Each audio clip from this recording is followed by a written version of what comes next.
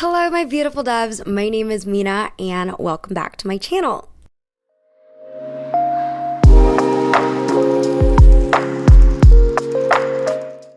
Given the recent events, the Met Gala, and the fact that I think Christie's sold Andy Warhol's portrait of Marilyn Monroe for the affordable cost of $200 million, I thought it would finally be a good opportunity for me to do a video on Marilyn Monroe. I've only covered one other star on this channel so far, which was Audrey Hepburn, which I did like months ago. So if I could redo that video today, it'd probably be a lot more expansive, but I digress. It is what it is. But similarly to the Audrey Hepburn video, for this video, I'm not going to be delving too much into Marilyn's actual biography and like all the events of her life, and focus more on her cultural impact and why people are so obsessed with her still today. Similarly to Audrey Hepburn, who lived under brutal wartime conditions as a kid only to become one of Hollywood's most beloved actresses, Marilyn also had the makings for a Cinderella story. Born Norma Jean, Marilyn's studio publicist initially crafted a story around her difficult childhood, being shuffled from one unkind foster home to another, to provide a story that made her a more relatable figure to audiences watching. Before Marilyn had any starring roles, Robert Kahn described her in an article as a blonde apparition in a strapless black cocktail gown, a little breathless as if she were Cinderella just stepped out from a pumpkin coach.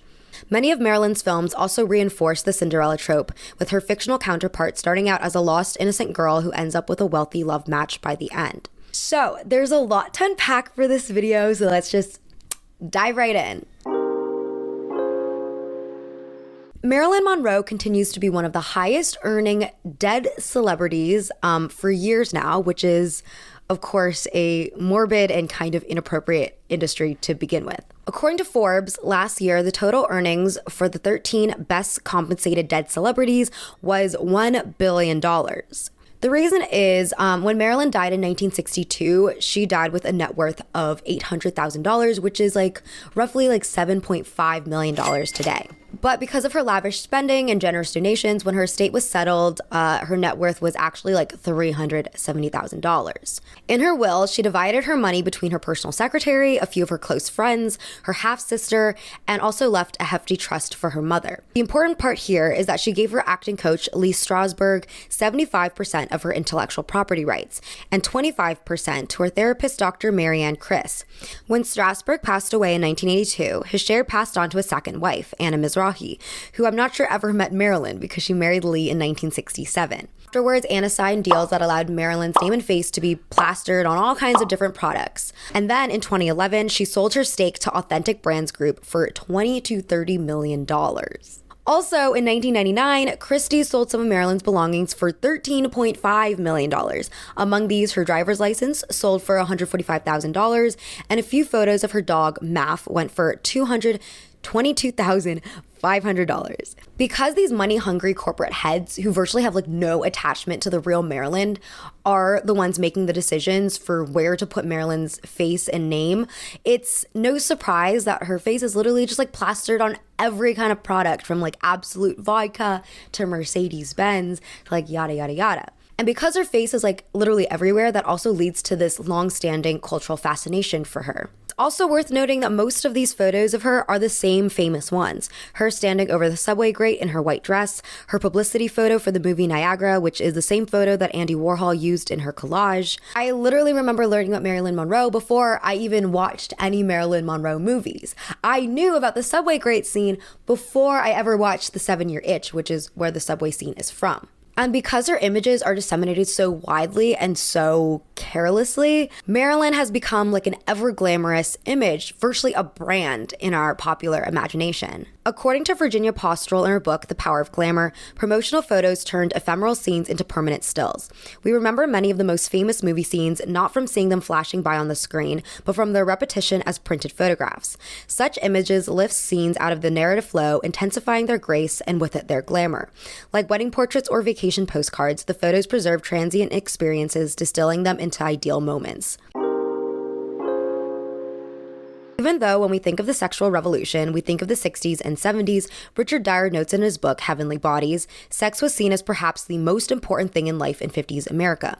He deduced this because there were two Kinsey reports, one on men that was published in 1948, I believe, and then the one on women, which was published in 1953. Anyone unfamiliar with the Kinsey reports, Kinsey's research championed the normalization of sexual diversity and fluidity, and his books were so popular and controversial at the time that the New York Times even dubbed him the father of the sexual revolution in 1997. Also in the 50s, Confidential magazine and Playboy released their first issues. Betty Friedan notes in The Feminine Mystique that from 1950 to 1960, the interest of men in the details of intercourse paled before the avidity of women, both as depicted in these media and as its audience. Part of the reason is that movies in the 50s were competing with a lot of independent, leisurely, home-based activities like television, reading, and home-based sports. So one of the things that Hollywood tried to do to set movies apart was to experiment with some more provocative material that would not be appropriate to air on television. Of course, the widespread availability of pornography didn't happen until much later, and then the Hays Code was still in effect into the 1960s, but Hollywood was definitely starting to loosen its production code. And Marilyn Monroe, either intentionally or unintentionally, was a pioneer of this Hollywood shift. Sarah Churchwell writes in her book, The Many Lives of Marilyn, part of the reason Marilyn became so identified with the static concept of sexuality is that she began her career as a pinup. A pinup sold a coy, sanitized image of the sexually available woman. Most famously, she modeled nude during one photo session with Tom Kelly in 1948, when she was struggling to make ends meet in Hollywood. She made $50 from the photo, which is known as Golden Dreams, and the negatives were sold to a company making calendars.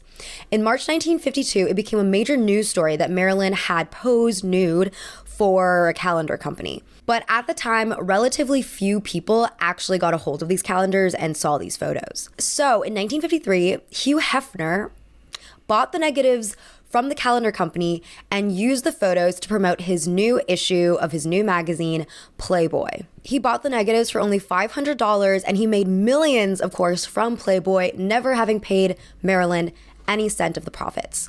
Oh, brother, this guy stinks! Marilyn tried to save face at the time, choosing guiltlessness when interrogated by the press. In an interview with Aline Mosby, Monroe said that she'd done the photo because she needed the money, that Kelly's wife was present at the time, and besides, I'm not ashamed of it, I've done nothing wrong. Time magazine wrote of the whole affair, Marilyn believes in doing what comes naturally.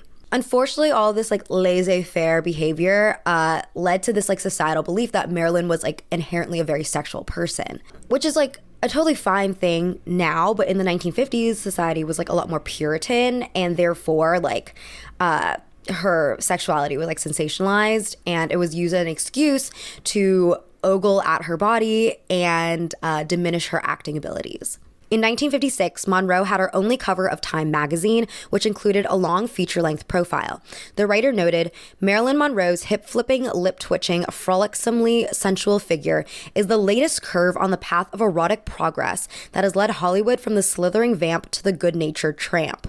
In Coronet, Grady Johnson calls her a luscious blonde with the tree-ripened sex appeal and a full-lipped, full-breasted girl who has hitched a sex wagon to Hollywood's fastest climbing star, going as far as to state that she is developing a singularly unnecessary skill as an actress. The view that Marilyn was not an actress but a model was very popular. Laurence Olivier, who directed and starred in The Prince and the Showgirl with Marilyn Monroe, said this of Marilyn. Inside, somewhere or other, she doesn't want to act. She wants to show herself. That's another thing. She is a model by accident or by a villainy of nature, forced to be an actress. That's the answer to her. So, first of all, Marilyn Monroe made The Prince and the Showgirl after she studied method acting with Lee Strasberg at the Actors Studio. And for anyone who doesn't know who Lee Strasberg is, he's the father of method acting. He's trained a lot of people like Al Pacino and et cetera. He's well known in the acting space. And while I don't defend the fact that she struggled memorizing her lines and that she often showed up late, when watching this movie, anyone can see that she does a way better job than Laurence in terms of comedic acting. So I don't really know what he's talking about. Another important thing to note when it comes to Marilyn's appeal is that in the mid-20th century, white women were viewed as like the prized possession of the white men. Which is why in a lot of old movies, there's this constant theme of like white men protecting their white women. Probably the most racist and most offensive, disturbing example is The Birth of a Nation, which was a movie that was released in the 1910s and glorifies the KKK. Dyer also argues that blonde hair was frequently associated with wealth, and platinum blonde, which Marilyn was for a time, visually rhymed with silver or gold dress and jewelry. Blondness is generally racially unambiguous because not a lot of people of color have blonde hair. Like, it's pretty much like associated with whiteness. And in something that's important to note is like during the 1950s, like interracial like marriage, I think, was still illegal in a lot of states. And a lot of Hollywood movies and plays like centered on this like scandal of being mixed race. Take, for instance, the 1957 movie Raintree County, which stars Elizabeth Taylor, who is a prominent brunette actress of the time. And her character in the movie, there's like a moment where she goes crazy because she thinks she might have a black mother. Or another example is the 1959 remake Imitation of Life, which features the stories of two girls, the white brunette Susan Kohner, who plays a white passing black girl, Susie, and the blonde Sandra Dee, who plays the white girl, Annie. In the movie, Susie deals with internalized racism and constantly attempts to deny her blackness. Dyer recalls how Marilyn's blondness and subsequent whiteness is often emphasized in a lot of her movie roles. Look at her gleam in there. Starts So pale and white. So Richard Dyer refers to Marilyn's archetype as the girl, which he describes succinctly as being defined solely by age, gender, and sexual appeal. He elaborates, she's knitted into the fabric of the film through point-of-view shots located in male characters. Even in the later films, and virtually always in the earlier ones, she is set up as an object of male sexual gaze. Her character in The 7-Year Itch is probably the most representative of this trope because in the movie, Marilyn's character doesn't actually have a name. She's portrayed as this innocently desirable girl who's made the butt of lots of jokes, and the movie even pushes the idea that Marilyn is literally her character because one of the jokes is when the main character, Richard, is wondering who his upstairs neighbor is, and he says sarcastically, Maybe it's Marilyn Monroe. Marilyn's characters tend to embody both the sexual and the naive. Are you sure you want to waste your champagne now that you know that I'm married? I think it's wonderful that you're married. I think it's just delicate. I mean, I wouldn't be lying on the floor in the middle of the night in some man's apartment drinking champagne if he wasn't married. That's a very interesting line of reasoning. And unlike other Hollywood actresses who were cast in a sexual light, Marilyn was never an ordinary girl next door type. Her sex appeal was almost always exaggerated, and she brought humor and lightness to the majority of her roles. Another good example of this archetype is in the movie that I referenced before, which is The Prince and the Showgirl. In it, there's a scene where Laurence Olivier, who plays the regent, makes this poetic speech. I have never known what it is to love or be loved. It is like the legend of the sleeping princess. Only here it is the prince who sleeps and awaits the kiss of the beautiful young maiden that will bring him back to life. You mean you want me to kiss you? You are so literal. Marilyn is actually like a great comedy actress. Like, she's very funny. Isn't it silly, though? What is it, astigmatism? No, just blind as a bat. Me too. Oh, really? Then why aren't you wearing glasses? And I don't think people appreciate this enough because I don't know why comedy is viewed as this like lesser, less serious film medium in the film commentary space. But I think it's because it's really hard to make a good comedy because a lot of actors are really bad at comedy because comedy requires you to have really precise and really good, frankly good, line delivery and comedic timing and facial expressions. There's a lot that goes into it that a lot of people don't appreciate. Marilyn's specific brand of comedy was based on wide-eyed literalism, non sequiturs, and misinterpretation. And this is like the type of comedy that she had in real life as well. For example, in 1952, quoted in Time magazine, when asked if she had anything on during the nude photo shoot, she said, "I had the radio on." Sarah Churchwell writes, "The literalness became part of her comic persona on screen and off, helping to blur the boundaries between the two." And this blurring was a problem because critics started to think that Marilyn was just playing herself in a lot of these movies. One reviewer said, like a flower, Marilyn has always been at her best simply by being. And while Marilyn may not have had the range or may not have had the opportunity to develop a range, I think just casting off her acting ability by saying, oh, she's just playing herself is incredibly reductive. The truth is, Marilyn was acting her whole life. The persona of Marilyn Monroe was something that she crafted herself and something that she had to upkeep during any kind of like public appearance. And while she's probably the most famous case of someone adopting a persona, she's definitely not the only one. As I mentioned in my Audrey Hepburn video, Audrey was known for playing these quirky, down-to-earth girl next door types, which is evidently why she was cast in Breakfast at Tiffany's, despite the writer of the story, Truman Capote, saying he wanted Marilyn for the role. Studios at the time were concerned that the movie would be too raunchy if they cast in Marilyn as Holly Golightly, because in the book, Holly Golightly is a call girl. So they decided to cast Audrey to make the movie more censor friendly, which is kind of ridiculous because Audrey still like plays a call girl, but because Audrey had this reputation of being just like this very classy, very elegant lady, they felt like by casting her, it would balance out some of the more sexual undertones of the script. And they also like rewrote a lot of scenes in the script. So I will say that I think like even though Audrey Hepburn was known for these specific character traits and that she was casted in a lot of very similar roles, she wasn't so tied to an off-screen persona as Marilyn Monroe was. But in general, stars of the studio era were pushed into these archetypes so that companies could capitalize on their previous successes. Like if we think about it, imagining that a celebrity is like the same exact person as the character they play leads to these parasocial relationships because audiences think they know this person based on what they see in the movie theater.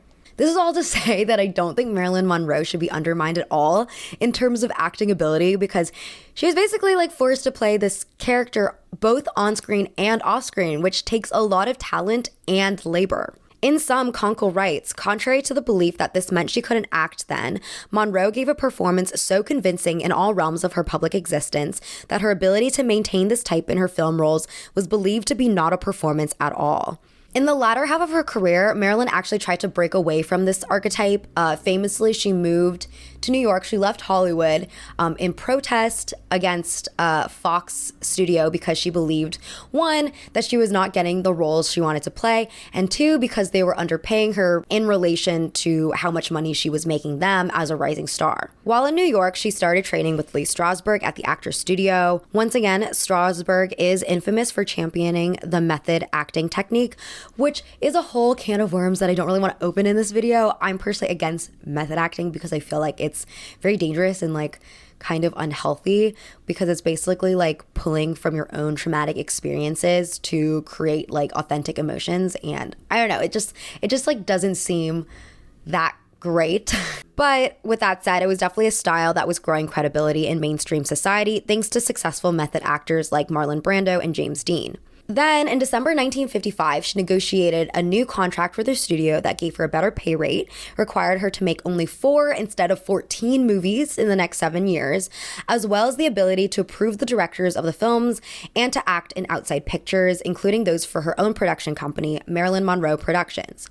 Unfortunately, she still didn't get the kind of freedom she wanted in choosing the types of roles to play. So even though I think her acting is better in the latter half of her career, she was still forced into this like the girl archetype. In saying that though, I do think that her new performances were interesting because they kind of offered this like meta commentary on how Marilyn was forced into these roles. Sorry if that doesn't make any sense, but let me try to clarify that for you. Laura Mulvey writes, if Monroe was going to continue to receive sex pot roles, she could nevertheless use her method training to imbue her performances with commentary on what it means to be viewed continually as a sex pot.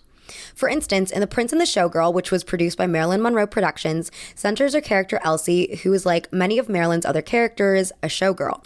There's one scene that really stands out to me though, which is when the regent is ignoring Elsie to make phone calls and the camera focuses on Elsie, who's entertaining herself. Ah, Miss Marina, won't you have some champagne? Oh, I don't know you, Creme Ducal. You really think I ought? Well, maybe. Just that's it. Maybe. Elsie's private performance here is essentially her switching on this like sex pop persona. And when we watch the scene, we can see that the whole persona is something that Elsie, and therefore Marilyn Monroe, can turn off and on whenever she pleases. Misfits is another movie that really stands out from the Marilyn Monroe film canon, mainly because it is the only movie where the role was written in response to her plea for a new acting challenge. The screenplay was written by her then husband, Arthur Miller. What makes you so sad? I think you're the saddest girl I ever met. Marilyn's character in the film is Rosalind, who is currently in Reno to get a quick divorce. She decides to help these two cowboys she meets redecorate one of their homes. There's one scene where she's showing Guido, one of the cowboys, the work she's done for his place, and he opens a closet door that has a bunch of old pinup photos of the real Marilyn Monroe. She promptly closes the door, saying, "Oh, don't look at those, they're nothing." Guido insists on opening the door again, and she again keeps closing the door. When I watch this, I read this as Marilyn trying desperately to move on from this persona she's become famous for, to leave it in the past as she pursues more serious acting roles. I also view it as the real experience of her nude photos being made centerfolds in Playboy without her consent. I think this is probably Marilyn's best role in terms of highlighting her acting capabilities. The subtle facial expressions she does are extremely natural and show the profound sadness that undercuts her character's circumstances. Of course, these movies are not without criticism. Richard Dyer notes that Rosalind still has no biography and is reduced to a divorcee that still hinges on Marilyn's naive sexual persona, and she is still made the object of the male gaze on multiple occasions. And in The Prince and the Showgirl, one of the first sequences is Marilyn's boob falling out of her dress. So even though there is this underlying meta commentary, there's still this insistence on displaying Marilyn's body and having her perform adjacent roles to a character she's already known for.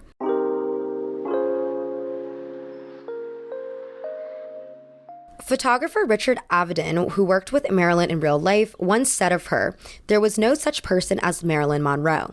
Marilyn Monroe was an invention of hers, a genius invention that she created like an author creates a character." There's actually quite a lot of testimonials noting the difference between like the real Marilyn and the Marilyn that was viewed by the public. Another photographer, Philippe Halsman, wrote in Life magazine in 1952 about his experience with Marilyn. "I found Marilyn anything but stupid, with amazing frankness and a good sense of humor, and her company stimulating even in a spiritual way. The trait which struck me most was a general benevolence and absolute absence of envy and jealousy, which in an actress was astonishing." These inconsistencies between persona Marilyn and real Marilyn came even more into light after her death. But unfortunately, when it comes to anyone who dies under uncertain circumstances, whose real life was rendered unknowable by the majority of us, and who was no longer around to verify or deny any testimonials that came out after their death, it is no surprise that her subsequent biographies have relied on a high degree of fictionalization and speculation. For instance, Marilyn did have a drug abuse problem, but there's conflict over how she obtained the drugs in the first place. In Norma Jean and Marilyn, she gets them from Ted Lewis. In Blonde, one of her lovers, Cass, introduces her to pills.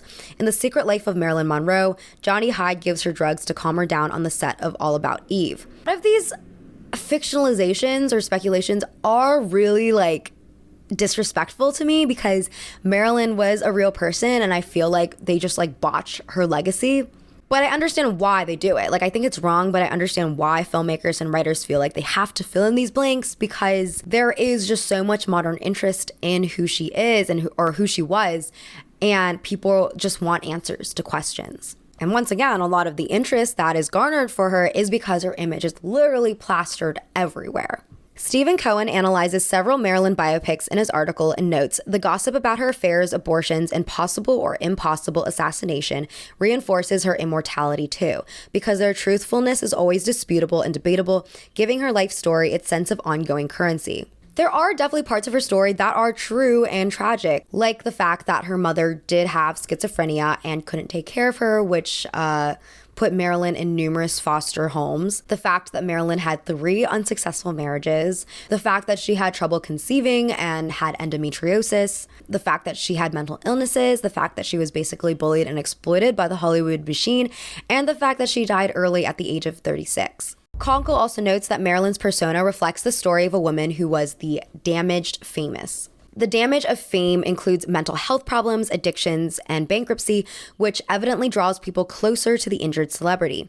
Thus, Marilyn's series of struggles endeared others to her. People love to see themselves represented in celebrity narratives because I feel like people like to have someone to fixate their issues around. Like they want someone to start the conversation for them when it comes to things that they're internally dealing with. During Marilyn's life, her inability to have a baby was a frequent conversation among fan magazines.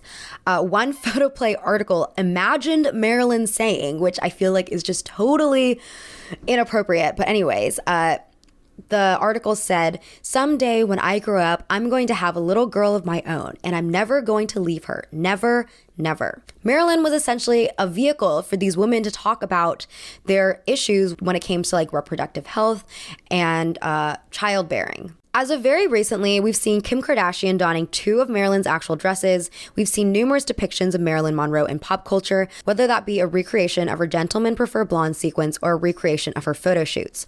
Earlier this year, another Marilyn Monroe documentary came out attempting to reframe her narrative as empowering to reflect her cultural tendency to girl bossify everyone and everything. Marilyn's relevance seems to be ever consistent. To see a woman that is so in charge of her sexuality as extremely empowering. This woman is so comfortable in her skin. She was rolling the dice with her career in very real terms. Generally, I think all of this reframing to make Marilyn like the representation of a movement to push an agenda is a disservice and disrespectful to who she was, which is a woman in the 1950s dealing with problems of the 1950s. But at the same time, I think projecting onto Marilyn on a personal level is okay, because that's just like what celebrities are. They're figureheads for people to project onto and to help make sense of their own lives. It's just about learning how to navigate those things without being disrespectful or like tarnishing the legacy of a real human being. Anyways, thank you so much for tuning in. This is the end of the video. Please let me know in the comments what you think about Marilyn Monroe and what you think about recent events concerning Marilyn Monroe. I don't know when I'll do another old Hollywood themed video, but I would love to hear any suggestions for any other figureheads or old Hollywood-esque videos you would like to see from me. And yeah, thank you so much for tuning in. I hope you have a lovely rest of your day, and I'll see you next time. Bye.